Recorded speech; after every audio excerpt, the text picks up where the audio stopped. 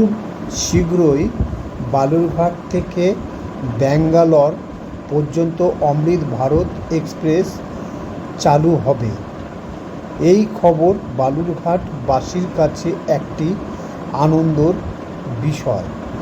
আমাদের এখান থেকে অর্থাৎ বালুরঘাট থেকে ব্যাঙ্গালোর পর্যন্ত ট্রিটমেন্টের জন্য কোনো রকম ট্রেন ছিল না। আমাদেরকে নির্ভর করতে হতো মালদা এবং কলকাতা স্টেশনের উপরে।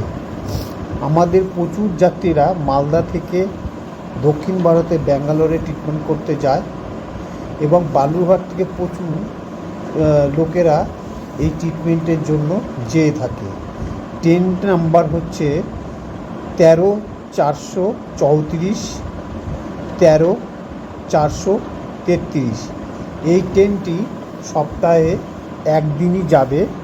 বালুরঘাট থেকে ছাড়বে, ব্যাঙ্গালোরে পৌঁছাবে, আবার ব্যাঙ্গালোর থেকে বালুরঘাটে আসবে।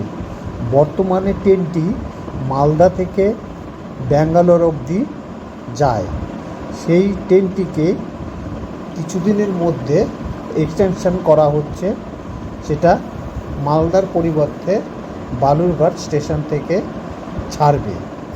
তার টাইম টেবিল এবং সমস্ত কিছু এখনও জানা যায়নি, তবে খুব শীঘ্রই এই ট্রেনের টাইম টেবিল এবং কখন এটা ছাড়বে সেই সমস্ত কিছু হচ্ছে রেলওয়ের অফিসিয়াল লাইনে পাওয়া যাবে।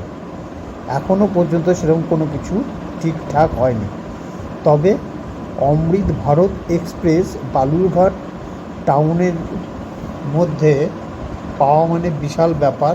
বালুরঘাট স্টেশনের ক্ষেত্রে এটা বালুরঘাটবাসীর ক্ষেত্রে যেরকম আনন্দের বিষয়, তেমনি এটা গঙ্গারামপুর বুনিয়াদপুর লোকদেরও খুব আনন্দের বিষয়। যেভাবে স্টেশনগুলিতে কাজ চলছে, আর কয়েক বছরের মধ্যে স্টেশনগুলি একটি প্লেনের যে এয়ারপোর্টের যেরকম ব্যবস্থা থাকে সেরকম ব্যবস্থায় পরিণত হবে। আপনারা সরাসরি দেখতে পাচ্ছেন এই ট্রেনের হচ্ছে ছবি।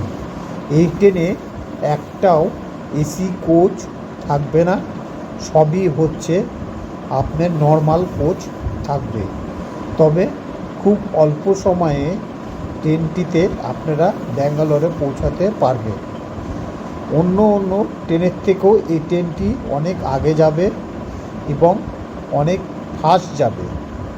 তবে এই ট্রেনে বেশিরভাগ ক্ষেত্রে অসুস্থ লোকজন যারা ট্রিটমেন্টে যাবেন তাদের অনেক সুবিধা হবে এবং তাদের অনেকটা হচ্ছে এই ট্রেনে গেলে তাদের হচ্ছে কোনো রকম আর কোথাও দাঁড়াবে না। এই ট্রেনটি সোজা একবারে ব্যাঙ্গালোরে যাবে, এতে কোনো চেঞ্জের ব্যাপার থাকবে না।